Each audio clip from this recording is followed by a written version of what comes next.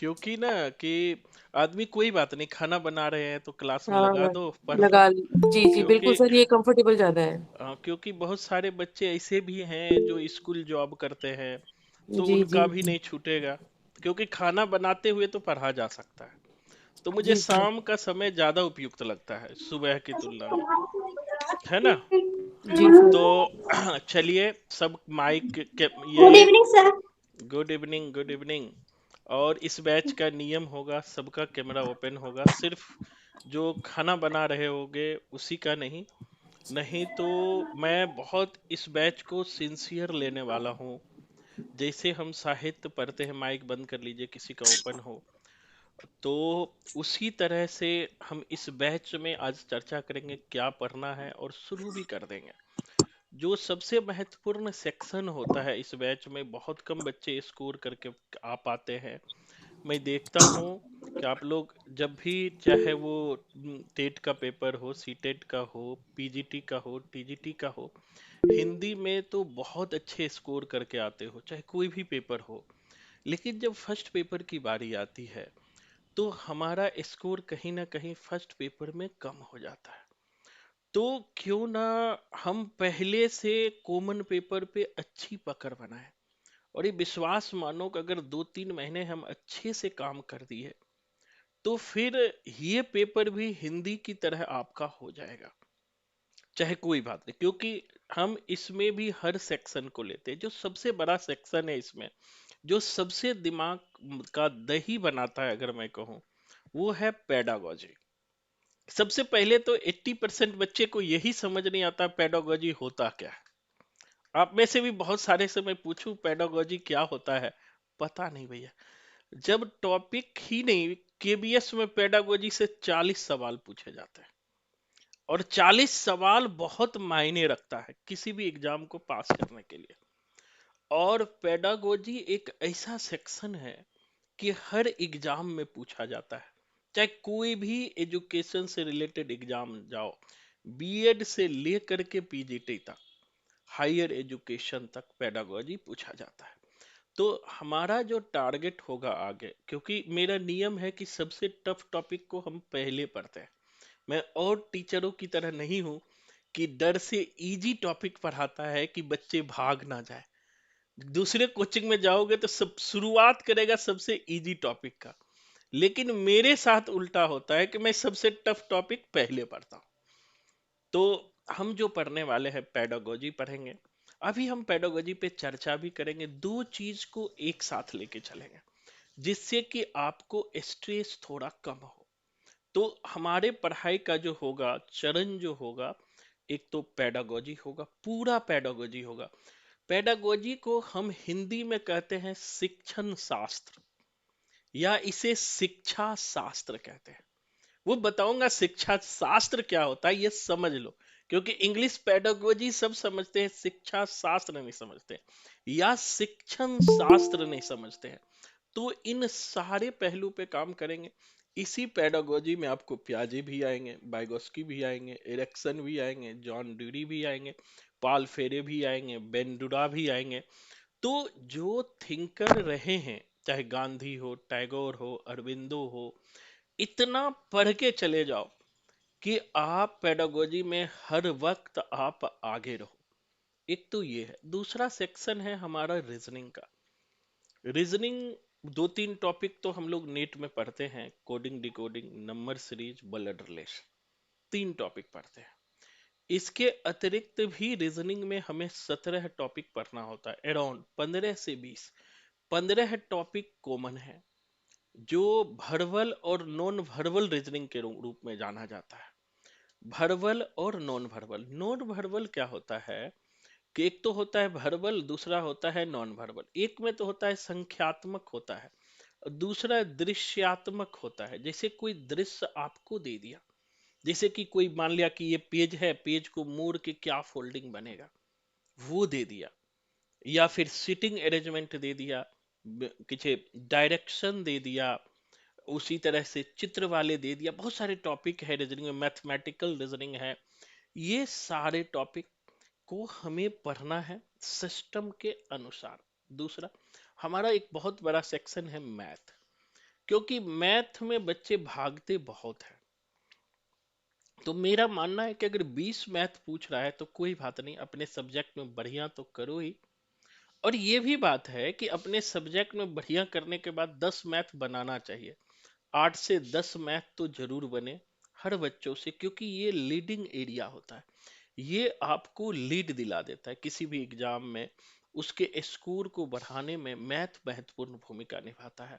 तो एक तो हमारा टारगेट इस दौरान होगा कि कुछ टॉपिक जो बढ़िया टॉपिक है, जो नेट में भी काम आ जाए, जो बच्चे हमारे पास पढ़ रहे हैं।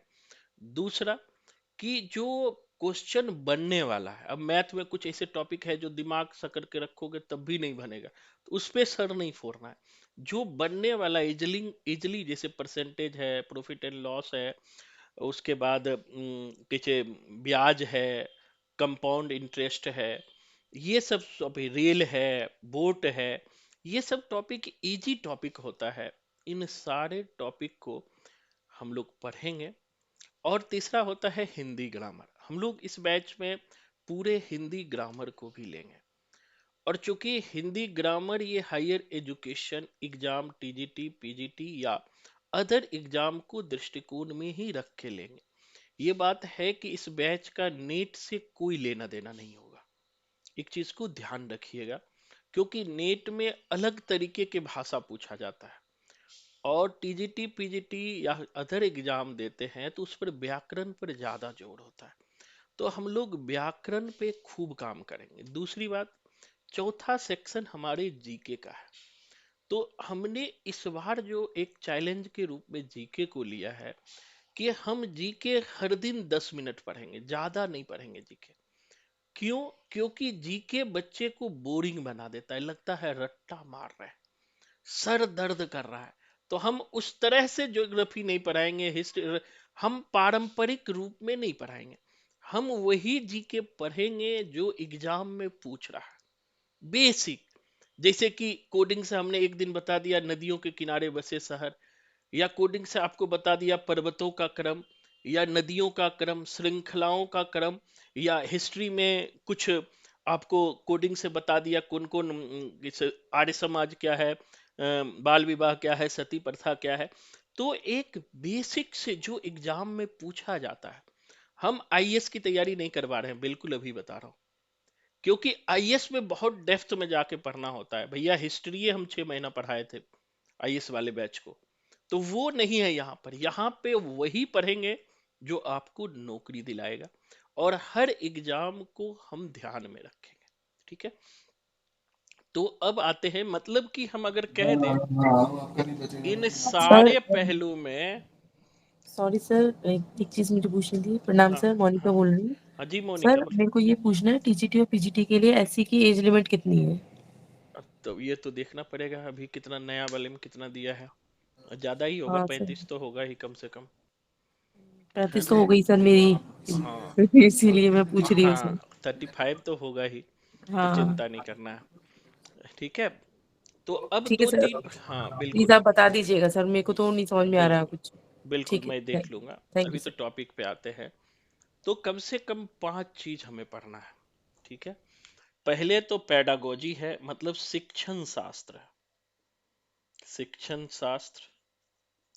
दूसरे सेक्शन में है रीजनिंग,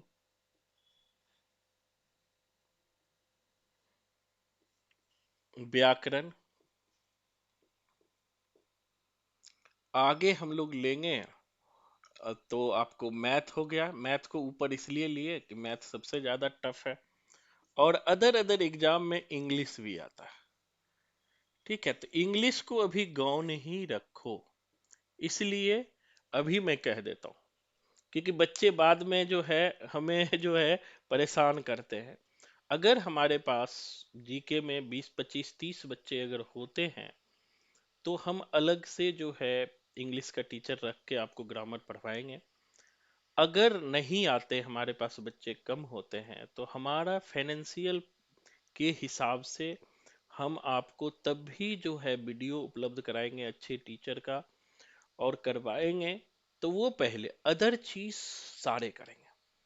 अब जो आज जो हम पढ़ने वाले हैं, क्योंकि हम लोग टाइम बर्बाद ना करते हुए बहुत सारे बच्चे को आगे पेपर भी देना है, तो आज हम लोग शुरू करने वाले हैं। पहले तो पेडागोजी पढ़ेंगे, क्योंकि मैंने कहा ही कि जो सबसे टफ पेपर होता है उसको हम लोग पहले निपटाते हैं।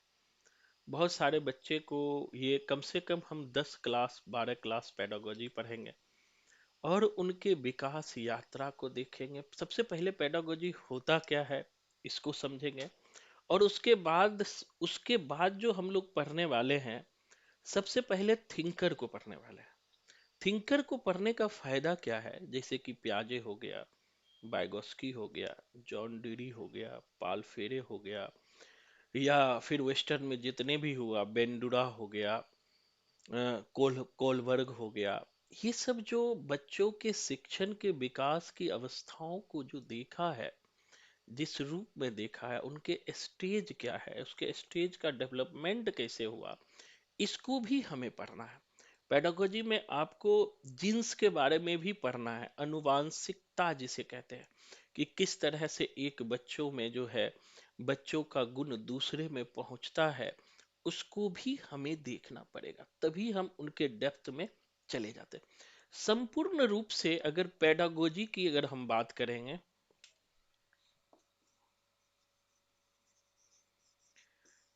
पेडागोजी जिसे हम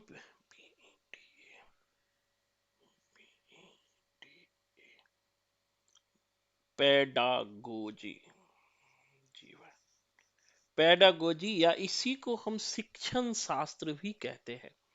PEDOGOGY होता है, PEDOGOGY, पेडागोजी। हिंदी में इसे कहते हैं शिक्षण शास्त्र या शिक्षा शास्त्र। शिक्षण शास्त्र या शिक्षा शास्त्र।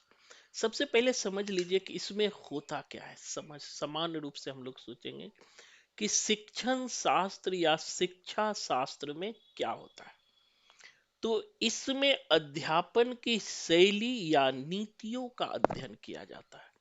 जो शिक्षा शास्त्र है, इसमें लिख भी लेना, इसमें अध्यापन की शैली और नीतियों का अध्ययन किया जाता है। समझिएगा, इसमें जो अध्यापन की शैली और नीतियों का अध्ययन किया जाता है शिक्षा शास्त्र में। मेरी बात को समझिएगा, आपसे पूछ देगा जब इंटरव्यू में जाएंगे समान रूप से, अच्छा पेडागोजी पढ़ के आए हो, बताओ पेडागोजी क्या होता है ना। तो इसमें अध्यापन की नीतियों, अध्यापन की शैली और नीतियों का अध्ययन किया जाता है। शिक्षक अध्यापन कार्य करता है, इसमें एक लाइन और लिख लेना, शिक्षक जब अध्यापन कार्य करता है, शिक्षक जब अध्यापन कार्य करता है, तो बालक उसे किस स्तर तक सीख रहा है। शिक्षक जब अध्यापन कार्य करता है, तो बालक उसे किस स्तर तक सीख रहा है, बालक उसे किस स्तर तक सीख रहा है, इसी का अध्ययन पेडागोजी में किया जाता है। जब एक शिक्षक अध्यापन करता है, तो बालक किस स्तर तक सीख रहा है। जैसे मैं आपको पढ़ा रहा हूं, तो आप उसे किस स्तर तक सीख रहे हो, इसी को हम पेडागोजी में पढ़ते हैं। बालक किस स्तर तक, मेरी बात को समझिएगा, अंडरस्टैंडिंग बेस्ट होता है ये, कि जब कोई एक शिक्षक पढ़ाता है, तो बालक उसे किस स्तर तक सीख रहा है, इसका अध्ययन हम पेडागोजी में करते हैं। शिक्षक कहता है कि शिक्षा जो है ना, एजुकेशन एक सजीव प्रक्रिया है। जो शिक्षा है, शिक्षा एक सजीव प्रक्रिया है। शिक्षा जो है एक सजीव प्रक्रिया है, मतलब कि जब हम शिक्षा की बात करते हैं, एजुकेशन की बात करते हैं, तो यह एक सजीव है। एक जब हम पढ़ते हैं तो हम एक सजीव हो जाते हैं, सजीव प्रक्रिया है। इसमें अध्यापक और विद्यार्थी के बीच अंतःक्रिया स्थापित होती है। शिक्षण एक सजीव प्रक्रिया है जिसमें, लिख भी लेना, शिक्षण एक सजीव प्रक्रिया है जिसमें विद्यार्थी और शिक्षक के बीच विद्यार्थी और शिक्षक के बीच अंतः क्रिया स्थापित होती है। अंतः क्रिया स्थापित होती है। अब जो पेडागोजी पढ़ते हैं तो इसमें यह दिखाया जाता है कि जो टीचर आपको सिखा रहा है, तो सिखा रहा है तो आप कितने सीख रहे हैं, शिक्षण की नीतियां क्या है, शिक्षण की शैली क्या है, यह जो है पेडागोजी के तहत विद्यार्थी और शिक्षक के बीच अंतः क्रिया स्थापित होता है। और अंतः क्रिया का लक्ष्य जो होता है विद्यार्थियों का इंक्लूसिव ग्रोथ होता है। अंतः क्रिया का लक्ष्य जो होता है विद्यार्थियों का समुचित विकास होता है। अंतः क्रिया का लक्ष्य होता है विद्यार्थियों का समुचित विकास। समुचित विकास जो अंतः क्रिया का लक्ष्य होता है विद्यार्थियों का समुचित विकास, इंक्लूसिव ग्रोथ। जैसे मैं जो आपको सिखा रहा हूं इनका एक लक्ष्य है कि आप हर क्षेत्र में डेवलप्ड हो, हर क्षेत्र में आपका क्या हो, विकास हो। दूसरी बात, जो शिक्षा का जो चक्र होता है ना वह एक गतिशील प्रक्रिया होता है।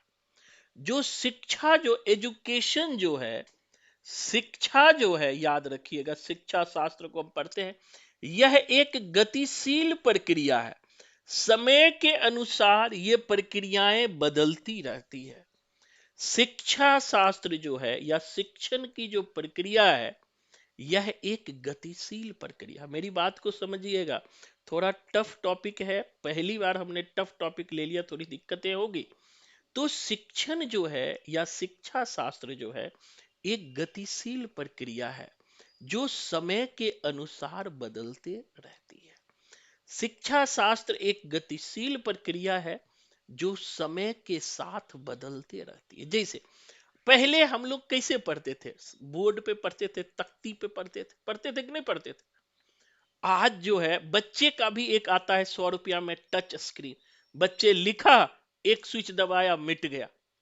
अब हर चीज, पहले हम आमने सामने पढ़ते थे, आज हम ऑनलाइन पढ़ रहे हैं। तो शिक्षा एक गतिशील प्रक्रिया है और समय के अनुसार पेडागोजी मानता है कि समय के अनुसार शिक्षा की प्रक्रिया जो है बदलती रहती है। समय के साथ साथ शिक्षण की प्रक्रिया जो है बदलते रहती है, चेंज होते रहती है। इसी के लिए जो है बहुत सारे शिक्षण के सिद्धांत को लाया जाता है। बदलते परिप्रेक्ष्य को देखते हुए, ये बात समझिएगा और डेप्थ में आपको ले जाऊंगा कि बदलते परिप्रेक्ष्य को देखते हुए, बदलते परिप्रेक्ष्य को देखते हुए जो है शिक्षा के समुचित विकास के लिए, लिख भी लेना, बदलते परिप्रेक्ष्य को देखते हुए शिक्षा के समुचित विकास के लिए, इंक्लूसिव ग्रोथ के लिए भिन्न भिन्न प्रकार के शिक्षा के सिद्धांत को अपनाया जाता है। बदलते परिप्रेक्ष्य में शिक्षा के इंक्लूसिव ग्रोथ के लिए, समुचित विकास के लिए हम विभिन्न प्रकार के शिक्षा के सिद्धांत को अपनाते हैं। क्योंकि आज भी आप देखे हो, जो अब बच्चे आपके घर में बच्चे हैं, तो पहले के जमाना का शिक्षा अलग है। तो आज बदलते परिप्रेक्ष्य में शिक्षा का जो डेवलपमेंट हो रहा है, शिक्षा में जो परिवर्तन आ रहा है, शिक्षा में जो विकास हो रहा है, इसके लिए हम शिक्षण सूत्र को अपनाते हैं। इसके लिए क्या अपनाते हैं, शिक्षण सूत्र को। मतलब कि एक अध्यापक जो होता है वो ये चाहता है कि हम बच्चों को जो चीज बता रहे हैं उनको अच्छे से ज्ञान हो जाए, बच्चे उन चीजों को अच्छे से समझ ले। इसीलिए वो टीचर जो है चाहे उसके पाठ्यक्रम को बार बार देखता है, बार बार समझने का प्रयास करता है और उनको अच्छे से समझाने के लिए विभिन्न प्रकार के सूत्र का प्रयोग करता है, भिन्न भिन्न प्रकार के सूत्र का प्रयोग करता है। मतलब कि एक बालकों को अच्छी शिक्षा मिले, और इसीलिए जो शिक्षक होता है वो भिन्न भिन्न प्रकार के पेडागोजी में सूत्र का प्रयोग करता है। जैसे पहला सूत्र लर्निंग बाय डूइंग, क्रिया करके, क्रिया करके सीखना। ये पहला सिद्धांत है टीचिंग में, क्रिया करके सीखना, learning by doing. Learning by doing आपने देखा होगा पेडागोजी में लर्निंग बाय डूइंग को बहुत महत्वपूर्ण स्थान दिया गया है। लर्निंग बाय डूइंग का मतलब होता है करके सीखना। सामान्य रूप से हम मानते हैं कि बालक निष्क्रिय नहीं रह सकता है। बालक निष्क्रियता के विपरीत जो बालक होते हैं वह सक्रिय रहता है। जब बालक, आपने देखा होगा कि छोटे बालक जो है चुलबुलेपन होता है, उसका हाथ कभी रुकता नहीं है। कभी छोटे बालक को शांत से बैठे हुए देखे हो कि बिल्कुल 5 साल का बालक बिल्कुल एकदम शांत से बैठा हो? है ना, हमारा बेटा है रात में सोता है तो उसको ऐसे करके सुला लेता हूं, सो सो सो सो, 1 मिनट रहेगा, उसके बाद जो है सारे रजाई को हटा के उठ के बैठ जाएगा, कभी मेरे पास आएगा कभी उसके पास। तो चूंकि बालक, ये स्थापना तर्क में पूछा भी है, चूंकि बालक एक सक्रिय व्यक्ति होता है, एक सक्रिय व्यक्ति होता है, वह निष्क्रिय नहीं होता है, वह एक जगह बैठा नहीं रह सकता है। चूंकि बालक सक्रिय होता है, वो एक जगह बैठा नहीं रह सकता है, वो इंद्रियों का प्रयोग करके आनंद महसूस करता है।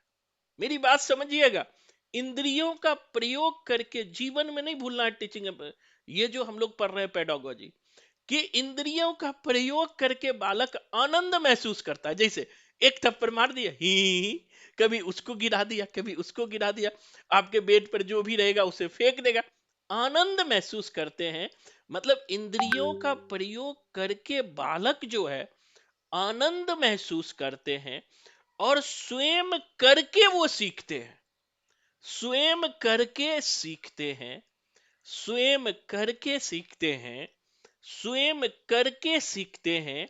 और इस प्रकार के प्राप्त ज्ञान सदा उनके जीवन में बैठ जाता है। इस प्रकार से प्राप्त ज्ञान सदा उनके जीवन में रहता है। जैसे मैं कल की घटना बताऊं, हमने एक कार लाया, वो कार जब किसी से टकराता है ना तो उसका जो है ऊपर वाला खुल जाता है, ऊपर वाला खुल जाता है। तो मेरा बेटा है वो जो है इसे मार देता था, खुल जाता था। अब उससे बंद ही नहीं हो रहा, मैं बंद करके दिया नहीं, बंद ही नहीं हो रहा। तो एक बार क्या किया, वो ऐसे करके दबा के ऐसे ऐसे खूब चलाया, अब बंद हो गया। तो अब जो है वो बार बार, जब वो, उसको पता नहीं है कि दबा, ऐसे दबा के लॉक करेंगे तो लॉक होगा, नहीं, वो उसको दिमाग में चल गया ऐसे जब चलाते हैं ना तो वो अपने आप लॉक हो जाता है। तो वो वैसे, इसीलिए चूंकि बालक सक्रिय होता है, बालक की इंद्रियां जो है एक्टिव होकर के वो बालक खुश महसूस होता है।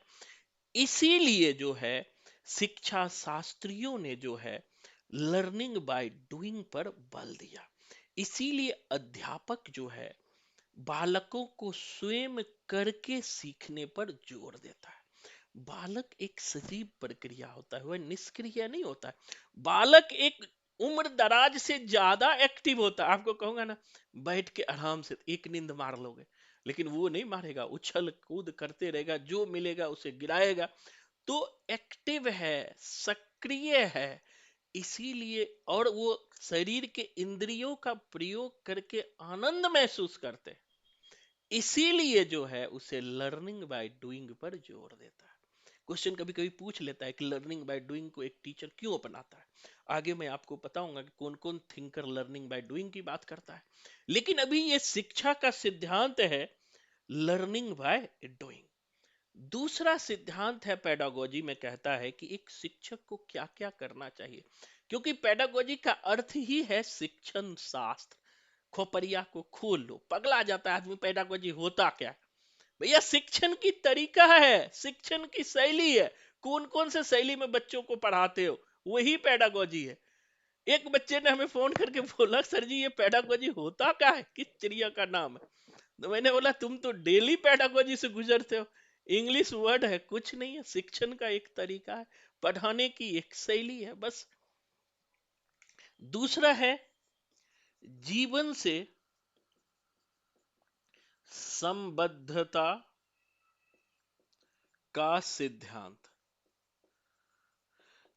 दूसरा है भैया जीवन से संबद्धता का सिद्धांत, जीवन से संबद्धता का सिद्धांत।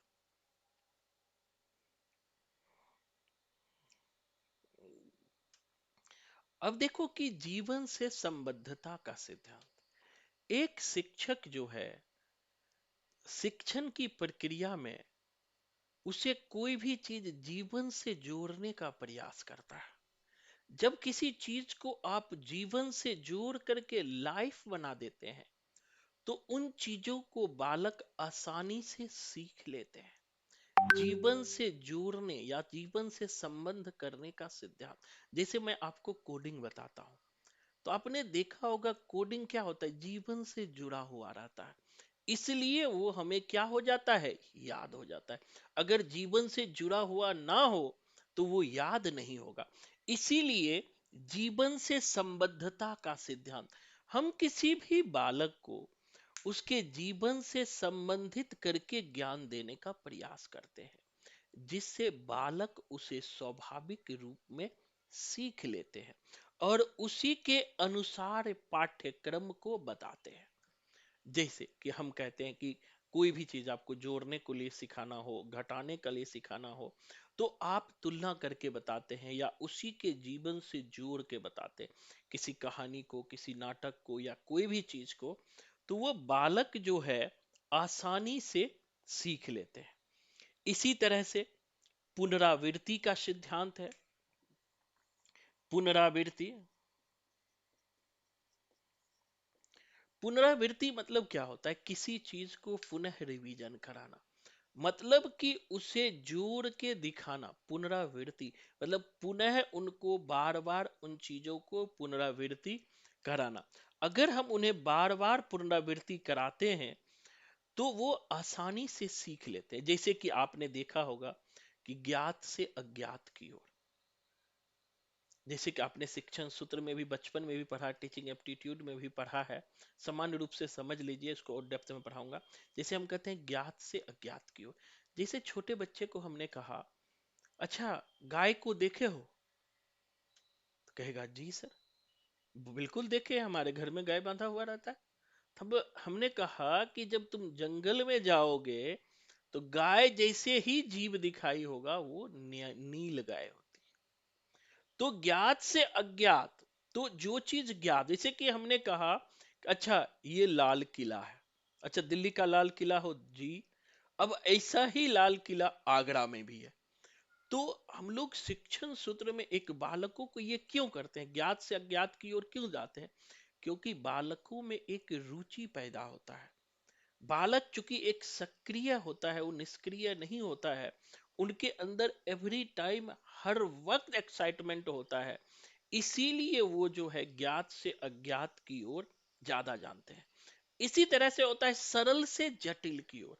आज समान चीज बताऊंगा कि जब भी बालक को हम कोई टफ चीजें तुरंत नहीं बताते हैं, हम शिक्षण प्रक्रिया में सरल से जटिल की ओर जाते हैं। पहले बालक को छोटी छोटी चीजें बताते हैं, तब धीरे धीरे जटिल की ओर बताते हैं। जैसे हमने ऐसे नहीं कहेंगे कि अब जो है, जैसे हमने कहा चलो आज दिल्ली के बारे में तुमको बताते हैं। दिल्ली, अच्छा दिल्ली में क्या है, जामा मस्जिद है, लाल किला है, जो बेसिक चीज है, कुतुब मीनार है ना, और भी जो चीजें हैं, इंडिया गेट है। एक सामान्य चीजें समान बताया, फिर हम इंडिया गेट के अंदर चले गए। तो पहले जो है हम सरल बताते हैं शिक्षण प्रक्रिया में, फिर जटिल बताते हैं। इसी तरह से समझते जाना, आज बेसिक चीज हम पढ़ेंगे फिर डेप्थ में जाएंगे। इसी तरह शिक्षण प्रक्रिया में हम स्थूल से सूक्ष्म की ओर चलते हैं। स्थूल से सूक्ष्म की ओर मतलब क्या है कि पहले हम कोई भी चीज, बड़े बड़े चीजों को स्थूल रूप में बताते हैं। जैसे कि हमने आपको कह दिया कि भैया ये दिल्ली है, दिल्ली यानी कि भारत की राजधानी दिल्ली है, तो एक स्थूल रूप है, बड़ा रूप है। अब उसके अंदर की बातें बताते हैं। तो जब भी शिक्षण शैली में हम लोग पहले जिसे कहते हैं ना मोटा मोटी बताना, अब सारे चीज बच्चे को नहीं बताते। अब 6 क्लास के जब बुक पढ़ोगे तो वहां भी हड़प्पा सभ्यता के बारे में है, वहां भी साहित्य का इतिहास है, लेकिन वहां मोटे मोटे चीज बताया गया है, बेसिक बेसिक चीजें बताया गया, सूक्ष्म नहीं बताया गया। तो स्थूल से सूक्ष्म की ओर हम जाते हैं, स्थूल से सूक्ष्म की ओर अब जाते हैं। इसी तरह से अनुभव से तर्क की ओर जाते हैं। अनुभव से अनुभव से तर्क की ओर जाते हैं। जब शिक्षण करते हैं तो अनुभव से तर्क, पहले मैं अनुभव को बताया, अपनी अनुभव को बताया कि ऐसे करोगे तो ऐसे होगा। फिर हम अनुभव से तर्क की ओर पहुंचे, अनुभव से तर्क की ओर पहुंचे। इसी तरह पूर्ण से अंश की ओर, ये सब एक प्रक्रिया है। पूर्ण से अंश की ओर, पूर्ण से अंश की ओर। पहले हमने, जिसे हमने कहा स्थूल से सूक्ष्म की ओर, वैसे ही होता है पूर्ण से अंश की ओर। पूरा मोटा, जैसे हमने कहा कि विवेकानंद के बारे में पढ़ना है, तो ये पूर्ण हो गया ना। अब विवेकानंद के समान परिचय पले, फिर उनके अंश, उनके अंदर जाएंगे, तो मतलब पूर्ण से अंश की ओर, इसीलिए हम लोग कहते हैं। इसी तरह अनिश्चित से निश्चित की ओर, ये सब शिक्षण की शैली है। अनिश्चित तो से सर सिक्स टॉपिक क्या बोला आपने? निश्चित की ओर। कौन? सिक्स टॉपिक अनुभव से तर्क की ओर, ये 6 हो गया। अनुभव से तर्क की ओर, अनुभव से तर्क की ओर। निश्चित, अनिश्चित से निश्चित की ओर, अनिश्चित से निश्चित की ओर, अनिश्चित से निश्चित की ओर। तो कहने का मतलब ये है, अभी जो ये सब जो हम विधि बताया, एक स्वाभाविक विधि है। एक दिन में टीचिंग एप्टीट्यूड नहीं समझ आएगा। एक सामान्य चीजें पर हो कि एक जो बालक होता है, एक शिक्षक का शिक्षण शास्त्र है कि हम एक बालक, एक शिक्षक बच्चे को किस तरह इंक्लूसिव ग्रोथ करा सकता है, समुचित विकास करा सकता है। तो उन शिक्षक को किन किन चीजों का ध्यान रखना होता है, उन्हें किस तरह विषय वस्तु को, उनके पहलुओं को समझाना होता है, ये सब जो है हम शिक्षण शास्त्र में पढ़ते हैं। चाहे वो सामान्य से विशेष की ओर हो, अनुभव से तर्क की ओर हो। तो ये, और ये इसलिए भी अपनाते हैं, ध्यान रखना कि बदलते परिप्रेक्ष्य में जो शिक्षण एक गतिशील प्रक्रिया है, वो रुका नहीं है। समय के अनुसार शिक्षण की प्रक्रियाएं बदलती रहती है। तो इसीलिए बदलते परिप्रेक्ष्य में शिक्षण के तरीके भी बदल जाते हैं। जब शिक्षण के तरीके बदल जाते हैं, शिक्षण के स्वरूप बदल जाते हैं, तो हमें भी शिक्षण की प्रक्रिया को एक शिक्षक के रूप में बदलना होगा, और जो है एक शैली जो टीचिंग की है उसे अपनाना होगा। इन शैलियों का अलग अलग रूपों में थिंकरों ने डेवलपमेंट किया, विकास किया। आज एक थिंकर हम लोग पढ़ेंगे भी। इसके बाद जो आज हम पढ़ने वाले हैं, क्योंकि मैं डायरेक्ट टॉपिक पे आऊंगा, तो एक चीज तो आप समझ गए, पेडागोजी क्या होता है, इसमें क्या काम होता है। ठीक, अभी मुझे इतना ही समझाना था कि भैया पेडागोजी होता क्या है। अब जो हम लोग पढ़ने वाले हैं, पेडागोजी को समझने के लिए, अच्छे से समझने के लिए, उस पे शिक्षण शास्त्र को यानी शिक्षण का तरीका जानने के लिए हमें थिंकरों को पढ़ना बहुत जरूरी है। थिंकरों में जैसे जिन प्याजे हैं, जिन प्याजे हैं, बाइगोस्की है जिसे हमने पहला चर्चा किया, तो आज एक थिंकर हम पढ़ेंगे। और यहां से जो है हर एग्जाम में क्वेश्चन पूछा जाता है। यहां तक कि आप नेट को पेपर दोगे तो उसमें भी सवाल पूछा जाता है, कॉग्निटिव थ्योरी, जिसे संज्ञानात्मक सिद्धांत कहते हैं। जैसे आप टीचिंग एप्टीट्यूड पढ़ते हो, रिसर्च में आपने क्रियात्मक अनुसंधान पढ़ा है। जो क्रियात्मक अनुसंधान है, जो तत्कालिक समस्याओं के समाधान के लिए एक्शनेबल रिसर्च किया जाता है, उसका संबंध जो है पियाजे के कॉग्निटिव थ्योरी से है, पियाजे के संज्ञानात्मक विकास से है। तो आज जो है हम मूल रूप से एक थिंकर पढ़ेंगे, वो है पियाजे। जिन पियाजे जिन पियाजे जिन पियाजे हेडिंग बनाइएगा, जिन पियाजे। यह एक मनोवैज्ञानिक विचारक थे। जिन पियाजे का जन्म कब हुआ, ये जरूर ध्यान रखिएगा। 9 अगस्त 1896। जिन पियाजे का जन्म कब हुआ? 9 अगस्त 1896। भाई प्याज खा के कहाँ रहते थे? स्विट्जरलैंड में। सबका मन होगा स्विट्जरलैंड जाने का, ठीक है। ये भैया प्याज खा के कहाँ रहते थे? स्विट्जरलैंड में। जिन प्याजे कहाँ के थे? तो याद रखना, स्विट्जरलैंड में। अब प्याजे ने भैया क्या क्या काम किया, एक तो पहले समझिएगा, खुद के बच्चे पर प्रयोग किया। खुद के बच्चों पर प्रयोग किया।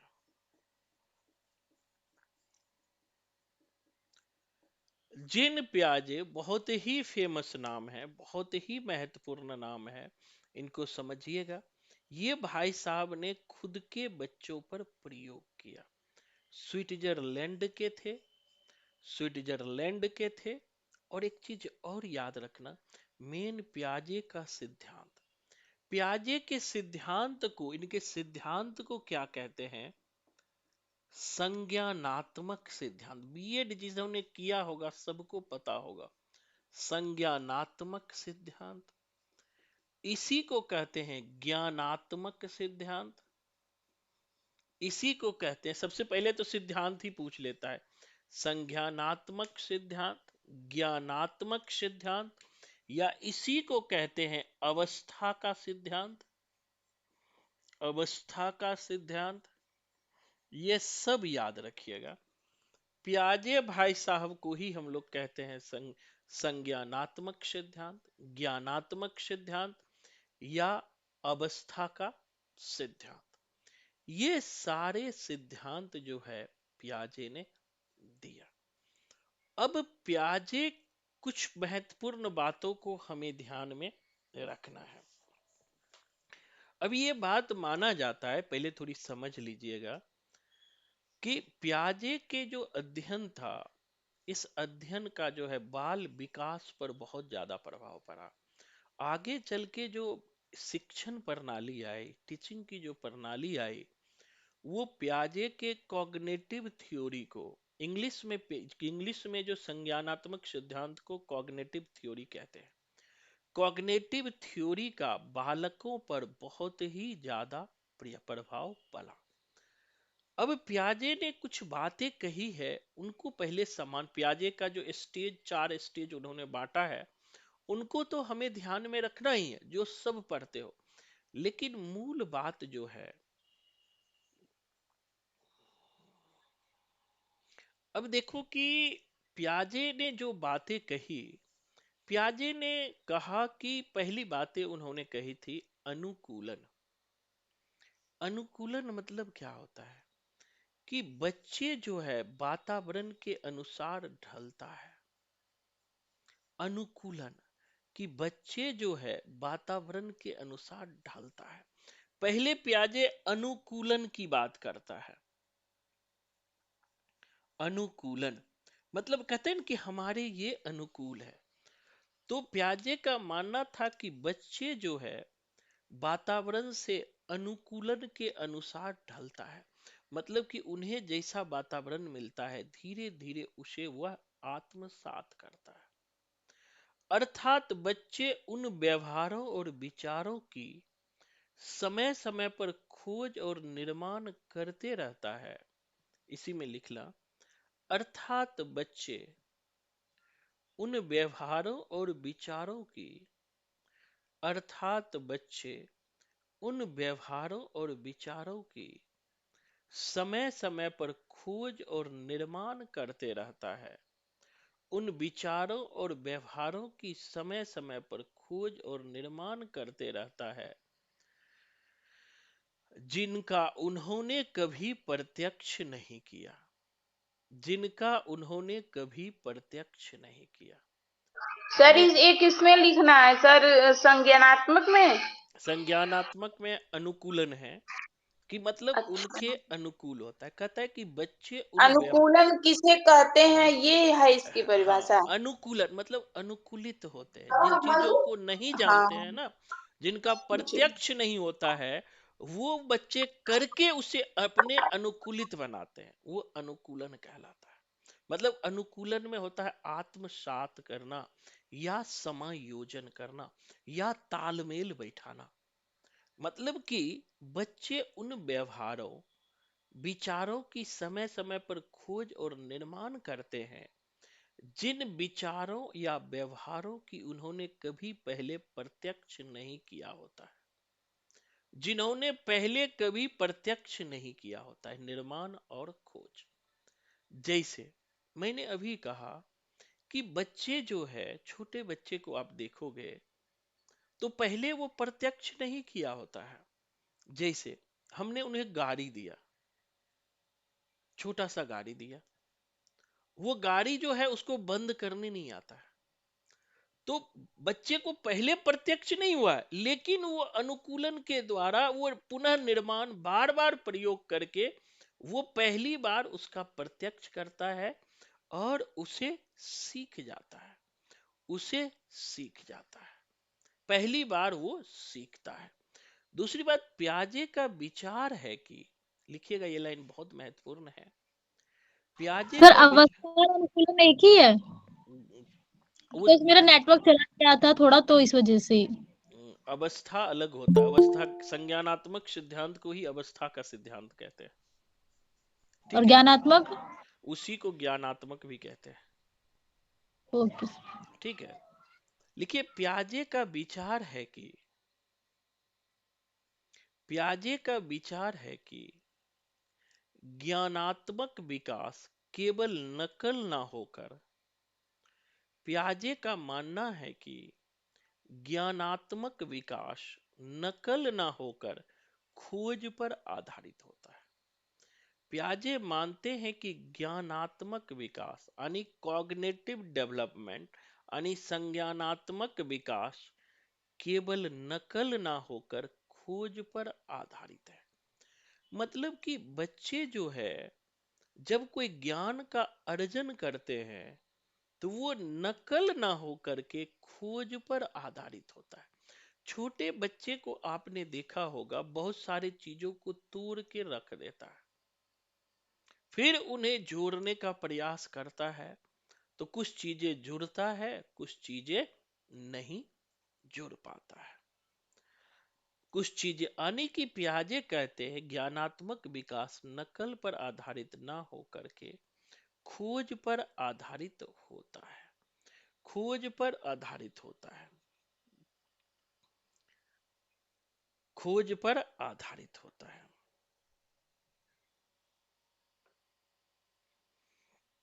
खोज पर आधारित होता है। दूसरा लिखिएगा, दूसरा लिखिएगा, आत्मसातीकरण। आत्मसातीकरण, जैसे हमने अनुकूलन बताया ना, दूसरा पॉइंट होगा आत्मसातीकरण। आत्मसातीकरण, सातीकरण मतलब होता है किसी भी चीज को आत्मसात करना। बालक पूर्व ज्ञान, बालक पूर्व ज्ञान से नए ज्ञान को जोड़कर, नए ज्ञान को जोड़कर बालक पूर्व ज्ञान से नए ज्ञान को जोड़कर किसी विषय वस्तु को आत्मसात करता है। पूर्व ज्ञान से पूर्व ज्ञान में से नए ज्ञान को जोड़कर किसी विषय वस्तु को आत्मसात करता है। जैसे कोई बालक है तो पहले वो प्याजे मानते हैं कि पूर्व ज्ञान से पहले पूर्व ज्ञान को लाता है और नए ज्ञान को जोड़ करके उसे आत्मसात कर लेता है। फिर पूर्व ज्ञान और नए ज्ञान में समायोजन स्थापित करता है। फिर पूर्व ज्ञान और नए ज्ञान में समायोजन स्थापित करता है। फिर पूर्व ज्ञान और नए ज्ञान में समायोजन स्थापित करता है। मतलब प्याजे मानते हैं कि जो एक बालक होता है वो वातावरण से जो है मतलब कि अप्रत्यक्ष रूप से काम करता है। वो पहले नहीं देखा होता है कि ऐसे काम हुआ है, लेकिन वो करके उसे सीख जाता है। दूसरी बात, वो पूर्व ज्ञान को नए ज्ञान से जोड़ करके आत्मसात करता है और उनमें समायोजन स्थापित करता है। समायोजन मतलब होता है दोनों में संबंध स्थापित करना। मेरी बात समझ रहे हो कि बालक उन दोनों में संज्ञा समानत स्थापित करता है, आगे संतुलन स्थापित करता है। जब वो आत्मसात कर लेता है, समायोजन कर लेता है, फिर वो संतुलन स्थापित करता है। जब किसी विषय वस्तु को आत्मसात कर लेता है, समायोजन कर लेता है, फिर उन विषय वस्तु के साथ संतुलन स्थापित करता है। उन वस्तु के साथ संतुलन स्थापित करता है। हम लोग कहते हैं ना संतुलित काम कर। पहले उन्होंने आत्मसात किया, फिर समायोजन किया, उससे संबंध स्थापित किया, फिर संतुलन स्थापित किया, फिर संतुलन स्थापित किया। क्लियर? इतना समझना। मतलब प्याजे के कॉग्निटिव थ्योरी को संज्ञानात्मक सिद्धांत, ज्ञानात्मक सिद्धांत या अवस्था का सिद्धांत कहा जाता है। प्याजे बहुत सारी बातें कही। दो तीन बात मैंने आपको बताया कि प्याजे बच्चे ने कहा बच्चे उन व्यवहारों और विचारों की समय समय पर खोज और निर्माण करते रहते हैं जिन विचारों का उन्हें पहले कभी प्रत्यक्ष नहीं हुआ। अर्थात प्याजे यह मानते हैं कि जो बच्चों का जो संज्ञानात्मक विकास होता है वो नकल ना हो करके खोज पर आधारित होता है। ऐसा नहीं कि बच्चे नकल करते हैं, बच्चे खुद जो है बार बार खोज पर आधारित है। एक उदाहरण मान लिया कि कोई 4 साल का बालक है, पहली बार में ही कोई वस्तु को एक व्यवस्थित रूप में स्थापित कर दिया, तो प्याजे मानते हैं कि ये नकल नहीं है, ये उनके बौद्धिक विकास है, ये उनकी बौद्धिक विकास की खोज है। वो नकल नहीं है कि वो देख करके कर लिया, बल्कि उनकी एक रचनात्मक शक्ति है। वो इस 4 साल के दूसरा बालक नहीं कर सकते हैं, उनमें एक रचनात्मकता का विकास हुआ है। अब देखो प्याजे ने संज्ञानात्मक विकास के 4 अवस्था बताए हैं। इन चारों अवस्था को याद रखना। इन 4 अवस्था में क्या क्या होता है यही सबसे ज्यादा पूछेगा, अगर अब से पूछेगा भी तो। प्याजे ने संज्ञानात्मक विकास के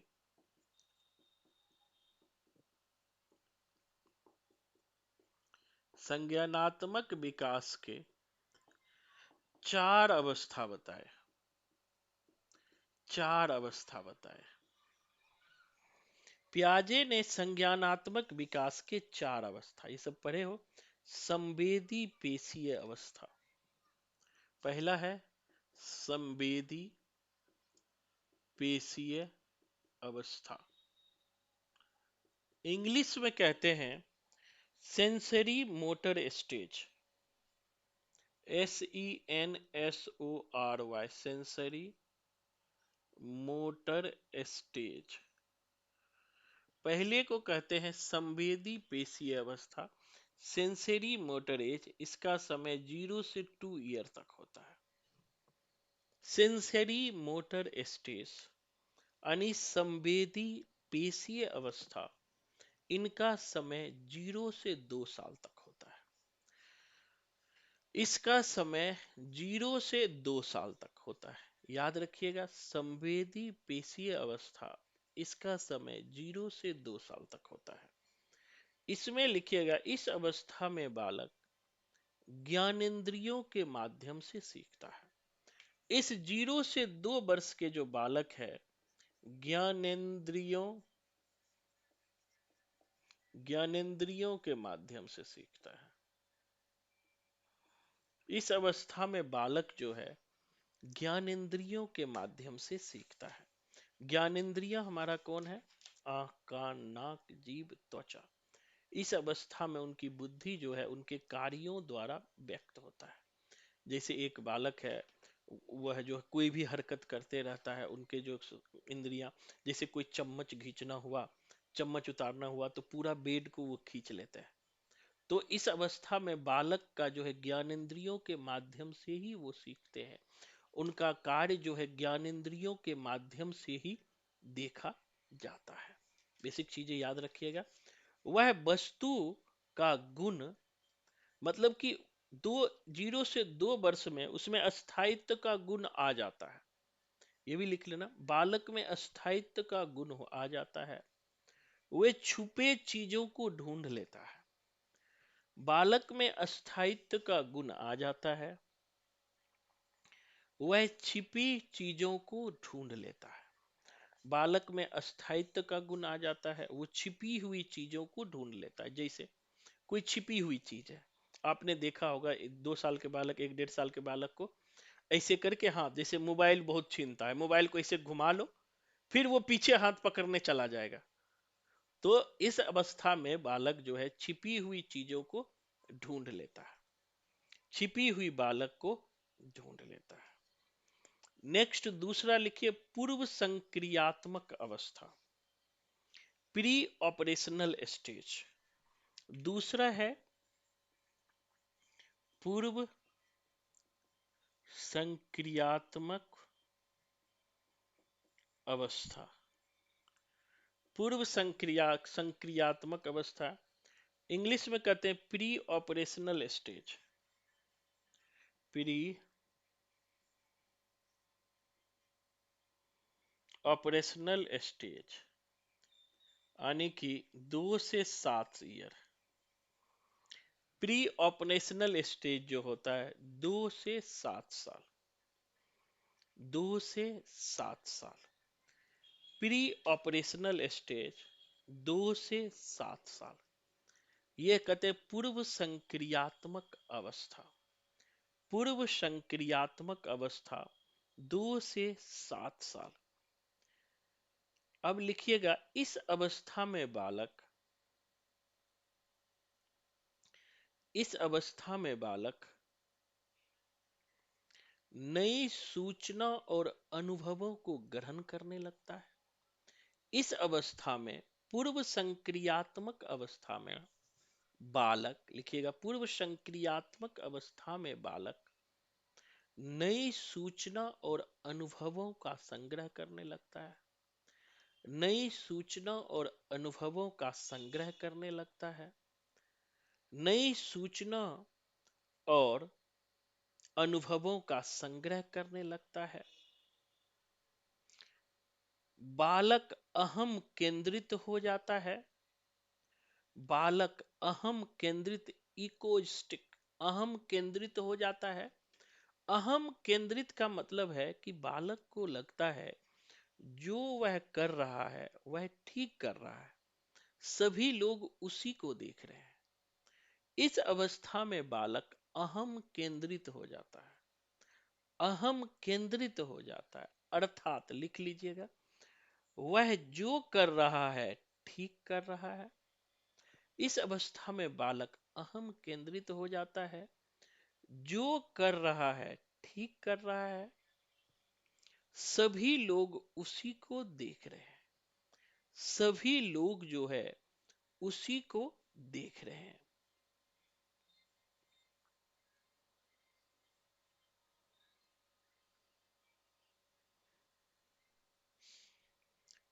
सभी लोग इसी को देख रहे हैं।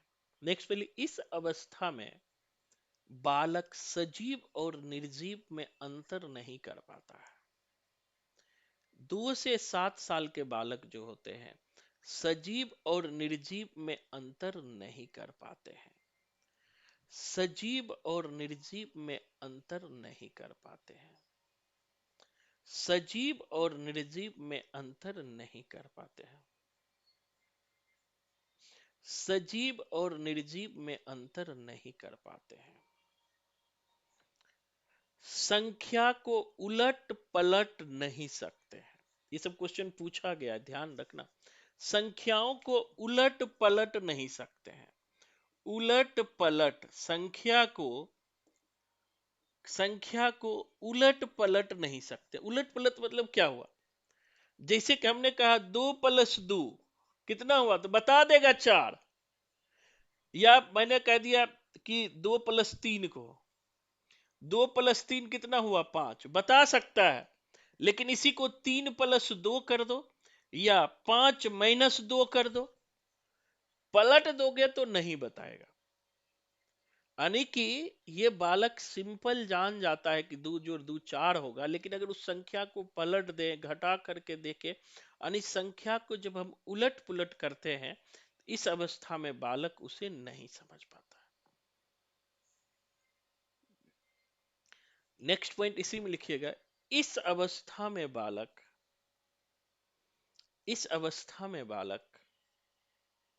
मुद्रा, दूरी, भार, ऊंचाई,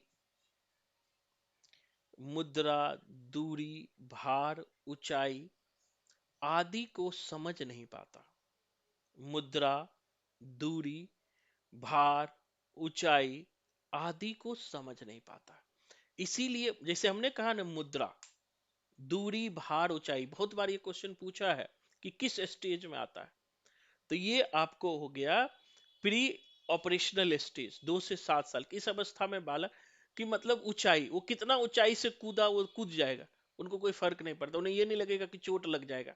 या मुद्रा, उसे क्या करो, 2000 के नोट दे दो और जो है सिक्का दे दो बड़ा, उससे बड़ा वाला नोट, वो क्या करेगा, छोटा वाला ले लेगा, 2000 का दे देगा, वो बाहर देगा। तो इस अवस्था में उसे मुद्रा का पता नहीं होता है, ऊंचाई का पता नहीं होता है, डिस्टेंस का पता नहीं होता है, ये सब पता नहीं होता है। मतलब कि जैसे कि हमने कहे ना कि 2000 का नोट दो या 10 रुपया का नोट दो, वो देखेगा बड़ा कौन है, या जो उनको ज्यादा लगेगा, 2-4 को 100 का नोट दे दो, एक तरफ 2000 का दे दो, तो जो ज्यादा लगेगा वो ले लेगा।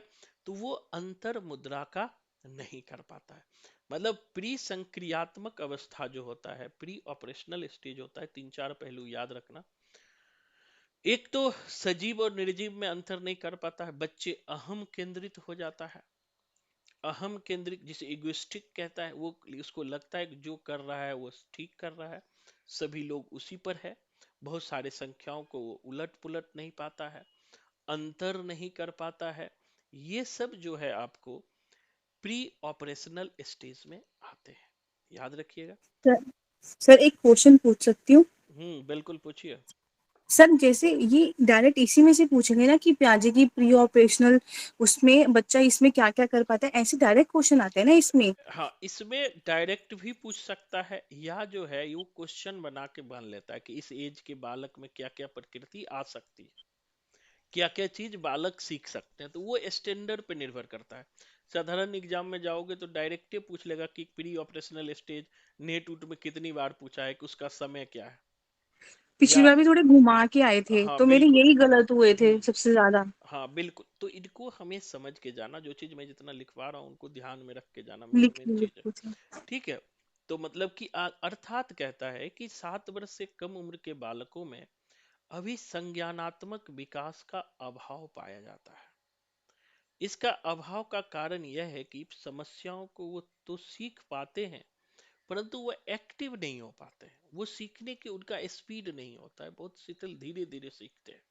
इसीलिए यहाँ पर कॉग्निटिव डेवलपमेंट ज्यादा नहीं हो पाता है। अब तीसरा लिखिए, मूर्त संक्रियात्मक अवस्था। तीसरा है मूर्त संक्रियात्मक अवस्था। तीसरा स्टेज है मूर्त संक्रियात्मक अवस्था। देखो तीसरा है मूर्त संक्रियात्मक अवस्था। इंग्लिश में इसको कहते हैं concrete operational stage.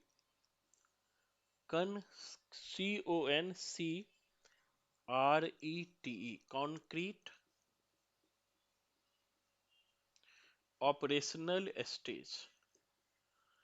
Concrete operational stage, concrete operational stage, ये जो होता है 7 से 11 साल का होता है। Time 7 to 11 year. Concrete operational stage 7 से 11 साल। 7 से 11 साल। 7 से 11 साल। लिखिएगा इस अवस्था में बालक मैथ का ज्यादा प्रयोग करते हैं।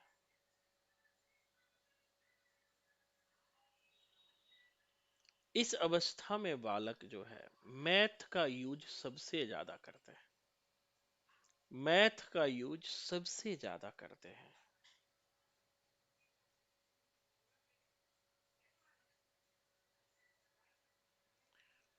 इस अवस्था में बालक यह विश्वास करने लगता है कि इस अवस्था में बालक वह विश्वास करने लगता है कि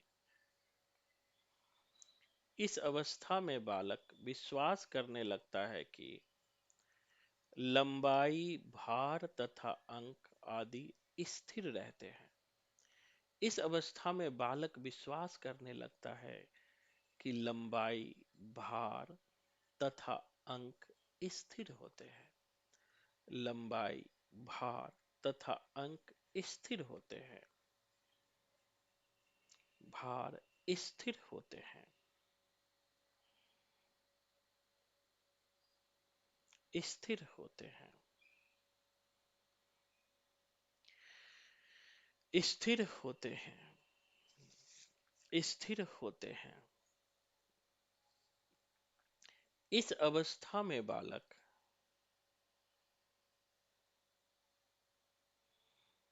इस अवस्था में बालक इस अवस्था में बालक किसी भी चीज का स्पष्टीकरण, व्याख्या, किसी भी चीज का स्पष्टीकरण, व्याख्या या वर्गीकरण कर सकता है। किसी भी इस चीज अवस्था में बालक किसी भी चीज का स्पष्टीकरण, व्याख्या या वर्गीकरण कर सकता है। किसी भी चीज का स्पष्टीकरण, व्याख्या या वर्गीकरण कर सकता है। वर्गीकरण कर सकता है। व्याख्या, वर्गीकरण या स्पष्टीकरण कर सकता है।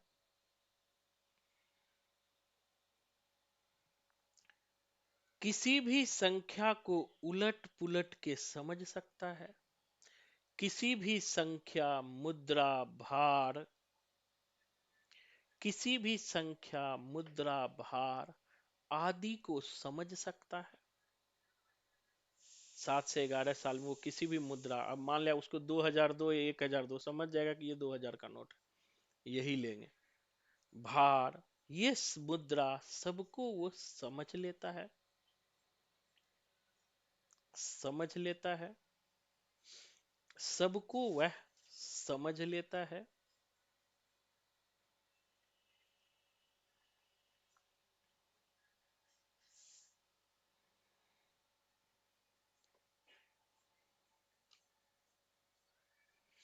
वह किसी वस्तु के पूर्ण या अंश को समझ सकता है।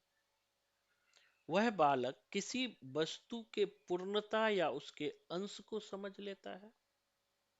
वह किसी वस्तु के पूर्णता या उसके अंश को समझ लेता है। मतलब कि ये पूर्णता में है या उसका अंश है, सब कुछ को बालक समझ लेता है। पूर्णता या अंश को समझ लेता है।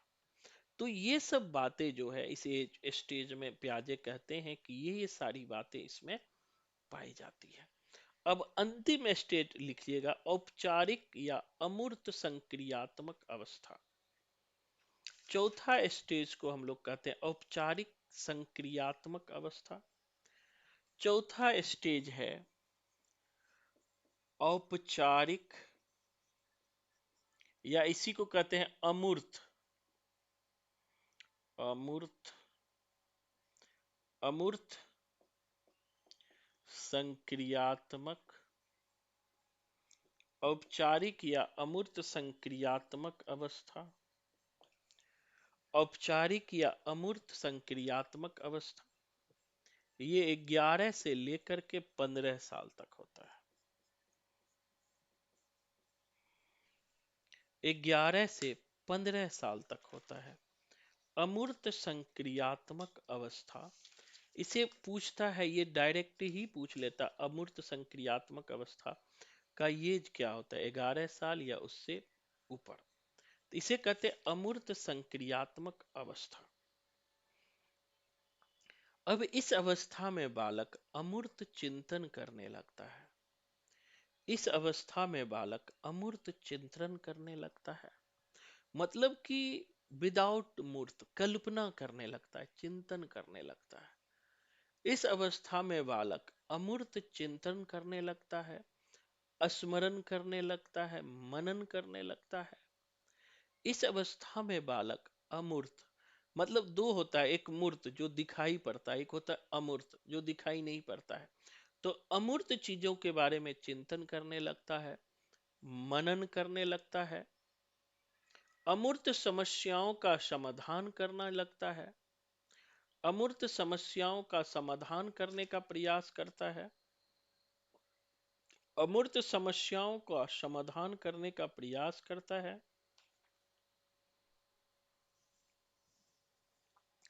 कारण कार्य संबंध को समझने लगता है, कारण कार्य संबंध को समझने लगता है, कारण कार्य संबंध को समझने लगता है, कारण कार्य संबंध को समझने लगता है, कारण कार्य संबंध को समझने लगता है,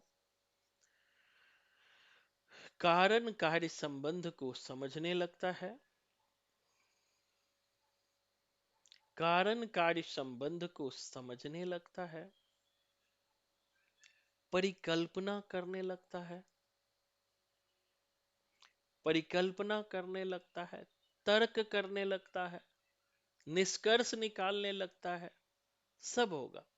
परिकल्पना करने लगता है, तर्क करने लगता है, निष्कर्ष निकालने लगता है, परिकल्पना करने लगता है, तर्क करने लगता है, निष्कर्ष निकालने लगता है। तो ये सब जो है चौथे स्टेज में होते हैं। एक चीज जरूर याद रखना, आपसे ज्यादा सवाल पूछा जाता है मूर्त और अमूर्त। ध्यान रखना, तीसरे को हम मूर्त कहते हैं और चौथे को अमूर्त कहते हैं। इंग्लिश वर्ड भी याद रखना। 4 स्टेज जो हमने आपको बताया है, पहला pre sensory motor stage, sensory motor stage. चौथा का है, इंग्लिश है औपचारिक। चौथा फॉर्मल होगा। फॉर्मल ऑपरेशनल स्टेज, चौथे को फॉर्मल। कहते हैं formal operation stage.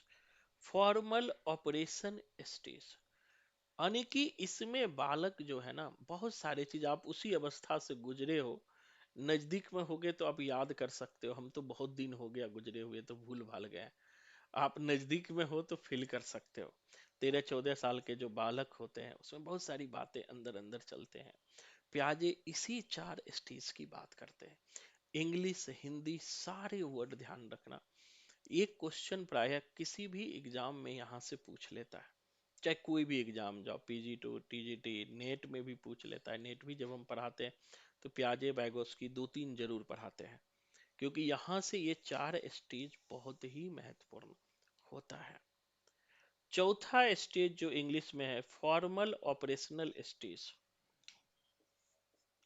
Formal operational stage, formal operational stage, ठीक है।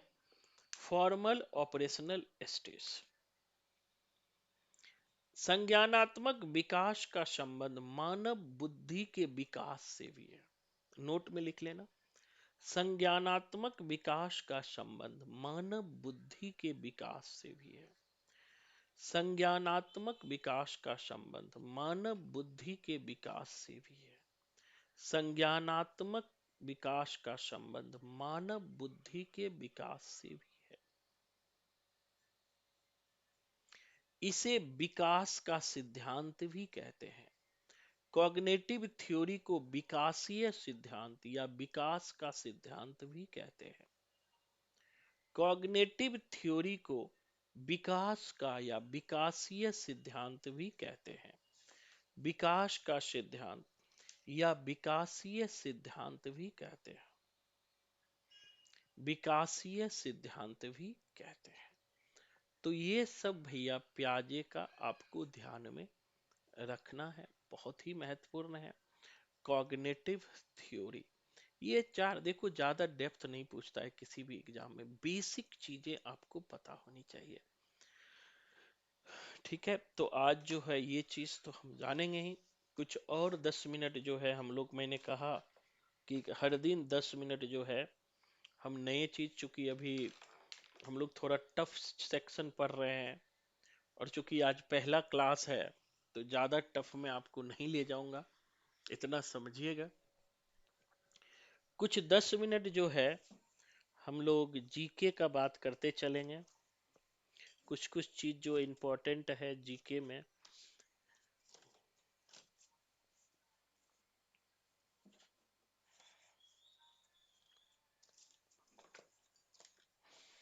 एक सेकंड रुकना।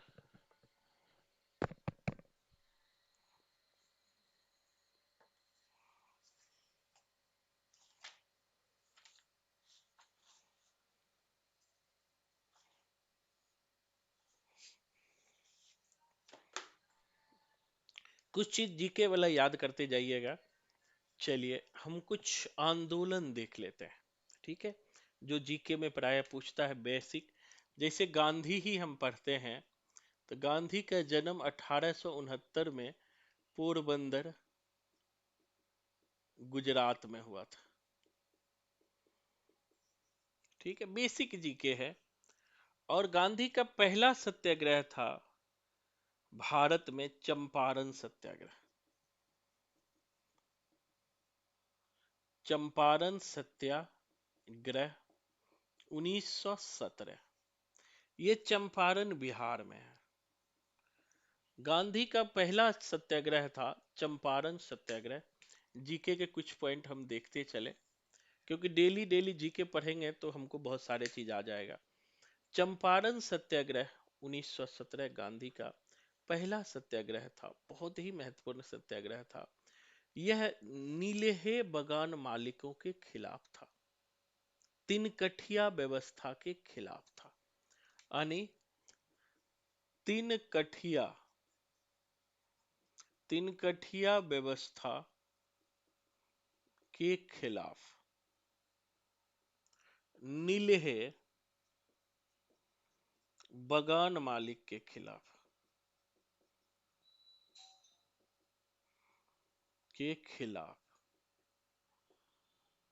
दूसरा गांधी जी का जो सत्याग्रह था 1918 का अहमदाबाद मिल घटना। सर ये तिनकठिया क्या होता है सर, बता दीजिए। अहमदाबाद, एक सेकंड बता रहा, अहमदाबाद मिल घटना। तिनकठिया व्यवस्था होता है, बिहार में जो है कट्ठा चलता है, 20 कट्ठे का 1 बीघा होता है, 20 कट्ठे का 1 बीघा होता है। तो जो अंग्रेज नीलहे था, नील के बगान मालिक था, वह जो है जबरदस्ती 1 बीघे में जो सबसे बढ़िया खेत होता था 3 कट्ठा, उसको जबरदस्ती वो नील की खेती करवाते थे 3 कट्ठे में। लेकिन क्या हुआ, प्रथम विश्व युद्ध के बाद नील की मांग में कमी आ गई, जिसके कारण किसानों को फायदा होना बंद हो गया। जब किसानों को फायदा मिलना बंद हो गया तो किसान खेती करना नहीं चाहते थे। और लेकिन जो नीलहे बगान मालिक थे वो जबरदस्ती खेती करवाते थे और किसानों से कहते थे कि अगर आप खेती छोड़ते हो तो आपकी जमीन जब्त कर लेंगे। तो इसी के खिलाफ गांधी जी को बुलाया जाता है। तो गांधी जी 1917 में लंबे समय तक सत्याग्रह करता है और पहला सफल सत्याग्रह होता है। इसी को हम तिनकठिया व्यवस्था कहते हैं। ठीक है। इसी तरह गांधी जी का दूसरा घटना था अहमदाबाद मिल की घटना 1918। अब 1918 में अहमदाबाद मिल की घटना क्या था कि वहां पे जो मिल मालिक थे वो मजदूरों को शोषण तो करते थे, जबरदस्ती काम करवाते थे। 12 घंटा 14 घंटा काम भी करवाते थे, उसे बोनस भी नहीं देते थे। तो जब चंपारण सत्याग्रह में सक्सेस हुआ तो फिर अहमदाबाद के जो मिल वर्कर थे उन्होंने गांधी को बुलाया, इसीलिए उसे अहमदाबाद मिल घटना 1918 कहते हैं। उसे भी वो मिल मालिक से बात करके जो मजदूरों के लिए बहुत सारे काम किया। तीसरा जो महत्वपूर्ण घटना था वह था खेरा सत्याग्रह। ये दोनों गुजरात में है और यही खेरा सत्याग्रह में पहली बार जो है पटेल जी से मिले थे गांधी। पटेल से जो है खेरा सत्याग्रह में ही मिले थे। खेरा सत्याग्रह जो था किसानों का सत्याग्रह था, किसानों का सत्याग्रह था खेरा सत्याग्रह। खेरा सत्याग्रह जो था कब आया था सर, कब आया था? 1918 में।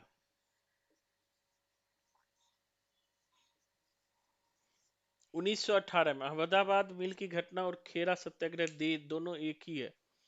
1918 याद रखना, दोनों बहुत इंपॉर्टेंट है, गांधी से रिलेटेड है तो इंपॉर्टेंट ही है। तो और तीसरी जो घटना महत्वपूर्ण थी नेक्स्ट वह था असहयोग आंदोलन। चौथी घटना गांधी का था वह सहयोग आंदोलन। असहयोग आंदोलन ये 1920 में शुरू हुआ था, याद रखना। असहयोग आंदोलन 1920 में शुरू हुआ था और चौरा चौरी कांड, चौरा चौरी कांड 5 मार्च 1922 में हुआ था और आंदोलन वापस ले लिया था। असहयोग आंदोलन जो है 1920 में शुरू हुआ, चौरा चौरी कांड 5 मार्च 1922 को हुआ, 5 मार्च 1922 को हुआ और सर आंदोलन वापस ले लिया। कहाँ कहाँ चालू हुआ था सर? चौरा असहयोग आंदोलन पूरे भारत में, उत्तर भारत में हुआ था। और असहयोग आंदोलन क्यों शुरू हुआ था थोड़ी सी समझ लीजिए। 1917 में सरकार ने रोलेट एक्ट लाया था। रोलेट एक्ट मतलब एक काले कानून था। इस एक्ट के तहत किसी भी व्यक्ति को पकड़ करके जेल डाल सकता था, जिस पर भी संदेह होगा। इस रोलेट एक्ट के अनुसार जिस पर भी संदेह होगा उसे पकड़ के जेल डाल सकते हैं। साथ ही किसी भी भारतीय को कुछ हथियार रखने से मना ही कर दिया गया था। तो इसी रोलेट एक्ट के खिलाफ जो है 13 अप्रैल 1919, ये घटना भी याद रखना, 13 अप्रैल 1919 जालियावाला बाग हत्याकांड, जालियावाला बाग हत्याकांड 13 अप्रैल 1919 को जो है बहुत सारे पंजाब के जो किसान नेता थे, किसान थे, यही रोलेट एक्ट के खिलाफ जो है सर 9 अप्रैल है कि 13 अप्रैल है 13 सर? अप्रैल है, 13 अप्रैल है, फिक्स है। 9 अप्रैल नहीं हो सकता है, ये बहुत महत्वपूर्ण डेट है। ये डेट में कंफ्यूजन, हिस्ट्री में मेरे से गलती नहीं होता है ना, हिस्ट्री ज्यादा पढ़ा हूं मैं। 13 अप्रैल 1919 को जालियांवाला बाग में जो है बहुत सारे लोग इकट्ठा होते हैं, जिस पर जनरल डायर जो है गोली चलवाते हैं। जिसके कारण बहुत सारे किसान मारे जाते हैं। इसी घटना को sir Jallianwala Bagh. Rowlatt act क्या बोले सर, समझ में नहीं है रौलट रॉलेट एक्ट। एक्ट जो है 1917 में आया था, मतलब पूरे हिस्ट्री पढ़ने के मूड में हो, है ना। रॉलेट एक्ट 1917 में अंग्रेज ने लाया था, ठीक है। रॉलेट एक्ट 1917 में अंग्रेज ने लाया। इसे काला कानून कहते हैं। क्यों कहते हैं इसे काला कानून? इसीलिए कहते हैं कि ये अब किसी भी व्यक्ति पर संदेह के आधार पर उसे गिरफ्तार किया जा सकता था। जैसे मुझे संदेह हुआ राखी चोरनी है, अब पुलिस को भेज के गिरफ्तार कर लिया बिना काम का किसी भी व्यक्ति को। या फिर हम हथियार भी नहीं रख सकते, कोई भी भारतीय को मना कर दिया हथियार रखने सर गवर्नर कौन था इस टाइम? से। रोलेट एक्ट 1917 में गवर्नर जनरल जो था गांधी इरविन, इरविन से पहला जो है चेम्सफोर्ड होगा, लॉर्ड चेम्सफोर्ड।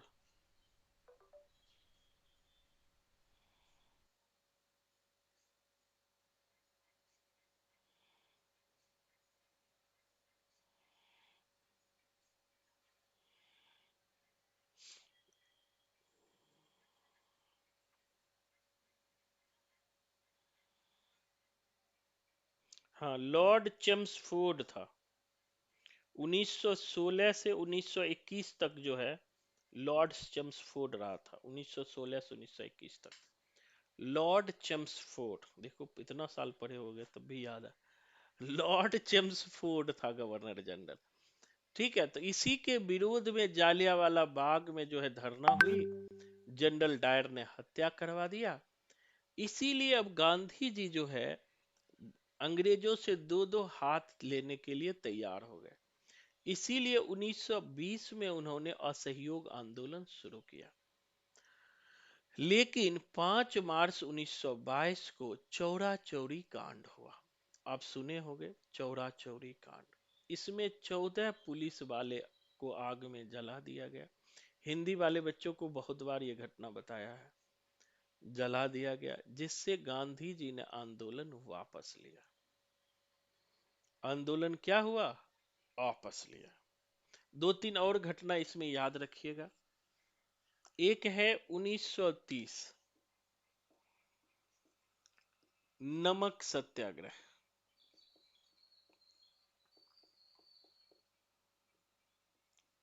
सविनय अवज्ञा आंदोलन।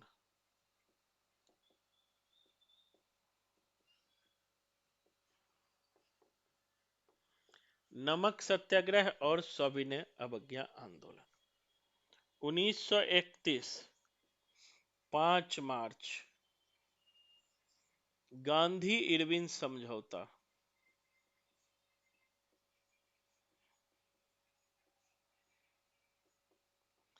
5 मार्च 1931 को गांधी इरविन समझौता हुआ।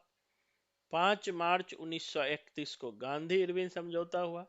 अब बताओ 23 मार्च 1931 बताओ क्या हुआ?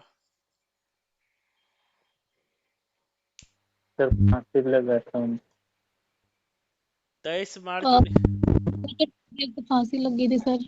हाँ, भगत सिंह राजगुरु और सुखदेव को फांसी। भगत सिंह राजगुरु सुखदेव को फांसी।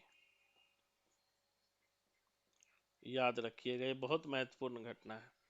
भगत सिंह राजगुरु और सुखदेव को फांसी 23 मार्च 1931। भगत सिंह राजगुरु और सुखदेव को भैया फांसी मिल गई। जय भारत माता की जय। एक ही दिन जी सर हो गया तीनों जाने को फांसी। एक ही दिन में। इसीलिए गांधी को जो जिम्मेदार ठहराया जाता है कि 5 मार्च 1931 को, कितना दिन पहले, 23 मार्च से जो 17 3 20 यानी कि 18, मतलब 18 दिन पहले गांधी इरविन समझौता हुआ। माना यह जाता है कि अगर गांधी चाहते तो इन तीनों को बचा सकते थे, लेकिन बचाया नहीं। इसीलिए गांधी का जो है विरोध हुआ, गांधी इरविन समझौता। इसी तरह से 1932 में जो है पूना समझौता हुआ। पूना समझौता 1932 में पूना समझौता किसके बीच हुआ? गांधी प्लस अंबेडकर। 1932 में पूना समझौता हुआ गांधी और अंबेडकर के बीच। 1932 में पूना समझौता हुआ गांधी और अंबेडकर के बीच। पूना समझौता हुआ गांधी और अंबेडकर के बीच। और 1942 का तो पता है, भारत छोड़ो आंदोलन। भारत छोड़ो आंदोलन 1942 का भारत छोड़ो आंदोलन। और 1948 पता ही है क्या हुआ, गांधी जी टपक गए। कितने तारीख को कोई बताओ?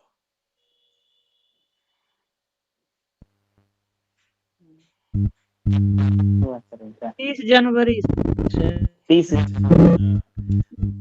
जनवरी को गांधी मर गए। 1948 गांधी मर गए, मरे। सर ये डेट और नाम याद करने हैं या इसका पूरा एक्सप्लेनेशन याद करना है? सारा चीज समझना है, बेसिक चीजें जानकार रहना चाहिए। धीरे धीरे बताऊंगा, आज तो शुरू किया है। किसी दिन मैं बढ़िया से गांधी की कहानी बताऊंगा, हिंदी में भी बताते ये हैं। कल आप टेस्ट लोगे ना फिर, तो हाँ पहले पढ़ के रखो सर। हाँ 2 अक्टूबर को इसका जन्म हुआ। गांधी बाबा का जन्म 2 अक्टूबर को हुआ। गांधी बाबा का जन्म जो है 2 अक्टूबर को हुआ। तो बेसिक चीजें हमें याद रखना है, जो जीके में ज्यादा अंदर जाके नहीं पूछता है। बेसिक चीजें हम पढ़ेंगे, चाहे गांधी के बारे में हो, टैगोर के बारे में सर हो। 1932 से 1942 के बीच में कोई घटना नहीं है गांधी है घटना, जी की? लेकिन आगे बताएंगे। बेसिक चीजें यही है। घटना तो बहुत है, घटना पढ़ने लगोगे तो अंबार लग जाएगा। तुम तो हिस्ट्री पढ़े हो मीना, है ना? तो अभी जीके के हिसाब से बता रहा हूँ, जो बेसिक चीजें पूछा जाता है उसी को हम चलेंगे। तो ये सब चीजें याद रखिएगा।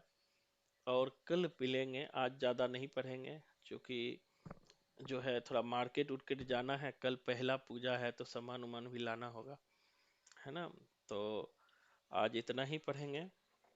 और मुझे लगता है कि शाम में ज्यादा सही है कल, क्योंकि कल सुबह तो संभव ही नहीं होगा क्लास।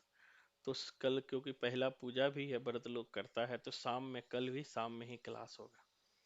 ठीक है, इवनिंग में ही रहेगा। क्योंकि बहुत सारे बच्चे जो हमारे हैं जॉब में जाते हैं, तो जॉब वाले बच्चों को दिक्कत ना हो। जो स्कूल में जॉब करते हैं, कहीं कहीं जॉब करते हैं, तो शाम में ज़्यादा बढ़िया है ना? और शाम में ये फायदा है ना कि आगे हम कितना भी बढ़ के पढ़ लेंगे। और दिन में क्या होगा कि 10 बजे फर्स्ट पेपर की क्लास होगी, तो आधे घंटे पहले भगना पड़ेगा। तो यहाँ आराम से पढ़ेंगे। तो कहता है ना कि किसी जो जिनके मन में जो चीज होता है वही होता है ना? तो मुकेश और राखी ने हमें बोला था सर शाम में रखिए, तो चलिए कोई नहीं, शाम में रखते हैं। और मन से पढ़िएगा तो हम लोग अच्छे से काम करेंगे। इस बार बहुत सोचा हुआ हूँ आप लोग के लिए कि ऐसे इस तरह काम किया जाए। देखो, सिर्फ किताब में लिखने का फायदा नहीं होता है। लिखाने का हम बहुत कुछ लिखा सकते हैं, लेकिन किताब में बहुत कुछ है। मायने ये है आपके दिमाग में क्या है। हमारा सोच यही है कि आपके दिमाग में होना चाहिए, सेट करना चाहिए। तो इस बार हमारा दिमाग में ही उतरेगा, चाहे कोई भी हो, जीके का सेक्शन हो। हमने कहा जीके ज्यादा नहीं पढ़ेंगे, डेली 10 मिनट पढ़ेंगे। जैसे आज थोड़ी थोड़ी चीजें समझे, वैसे भी अगर 2 महीना जीके हम ऐसे पढ़ लेना तो सारा पढ़ जाएंगे, है ना? चलिए हम लोग कल मिलते हैं।